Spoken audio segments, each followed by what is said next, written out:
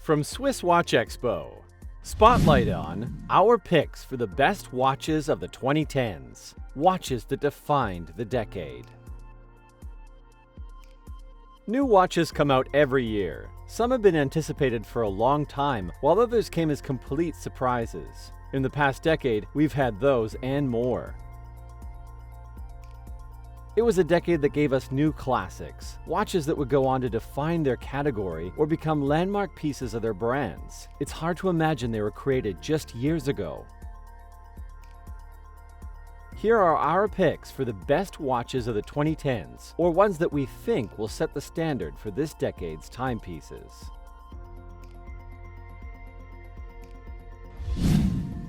Opening the decade was 2010's Calibre de Cartier watch. Cartier has always been known for making refined dress watches, but with the Calibre de Cartier, the French maison proved that they can make sports watches. And it's not just any sports watch, it's both robust and elegant. This modern interpretation of the round watch is unlike any we've ever seen from Cartier, but it still carries the brand's sophisticated design DNA. The Calibre is also the first watch to be powered by the 1904 MC, Cartier's new in-house chronograph movement, making it a landmark piece for the brand. Enjoying this video so far? Subscribe to our channel and get updates on new videos. The following year, Rolex launched a new version of the popular Rolex Explorer 2. While it wasn't entirely new, the reference 216570 Rolex Explorer 2 Orange Hand made waves when it was introduced.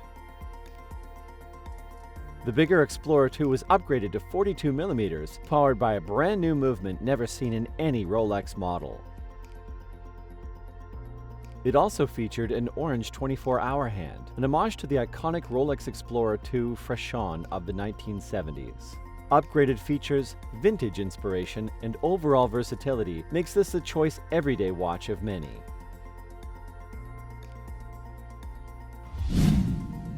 Up next, we have the Tudor Heritage Black Bay, one of the most successful dive watches introduced during the decade.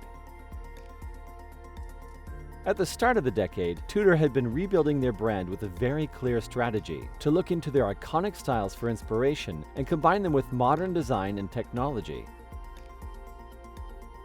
The Tudor Heritage Black Bay took the brand's most memorable vintage elements, not from one watch, but from many, and with a harmonious combination, was able to capture Tudor's heritage in a modern timepiece. Launched in Baselworld 2012, the Heritage Black Bay was a hit from day one, and was followed by successful iterations in the following years.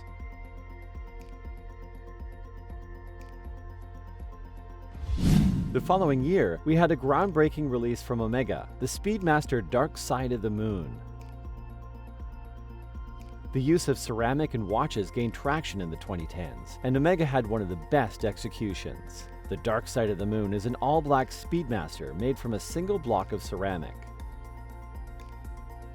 It was the first watch to have its main components, including the dial, crown, buckle, and pushers, to be made out of ceramic. A technical feat and one of Omega's greatest successes in recent history.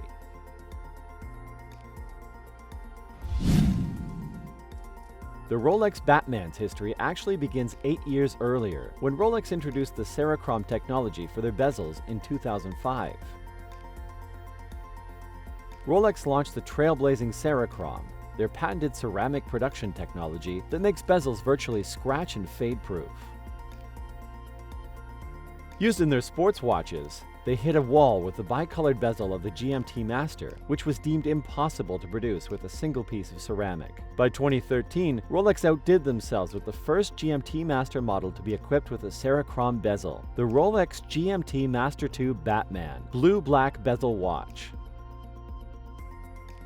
A patented process is done to produce a bicolor, single ceramic ring, with no bleeding of color and gradual fading. Rolex is the only company in the world to do this.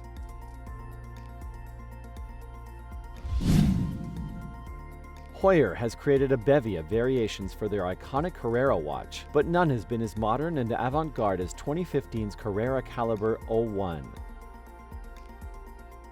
The large 45mm watch has an open working dial that shows the partially skeletonized in-house chronograph movement. The watch is bold, masculine, and exotic, and one that successfully crossed over Tag Heuer from the era of Steve McQueen to the future.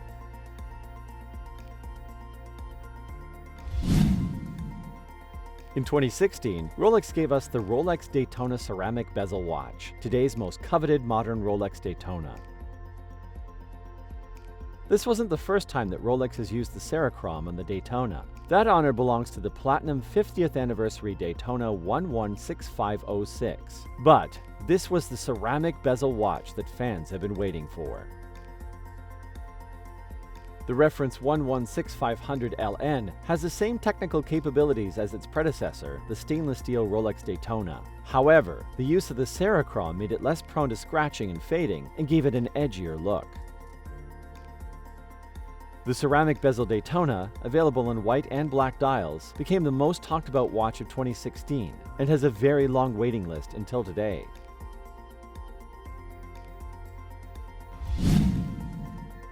And finally, we have the Rolex Pepsi of 2018, the oyster steel version with a 5-link Jubilee bracelet. The Rolex Pepsi blue-red bezel watch has always been on the must-have list of collectors. But in 2018, Rolex offered them what they have been waiting for a long time: the return of Pepsi in stainless steel. Not only did Rolex bring back the metal, it also resurrected the Jubilee bracelet in the GMT Master line, which was last seen in vintage models. The 2018 Pepsi also introduced what seems to be Rolex's strategy of making their tool watches more luxurious. In 2019, we've also seen the new GMT Master 2 Batman don the Jubilee, and the Sea Dweller in a Rollosaur steel and yellow gold model. There you have it, our picks for the most defining watches of the 2010s. We're excited to see what the new decade will bring. Which of your favorites made the list, and which ones didn't? Tell us in the comments section. Want to learn more about watches?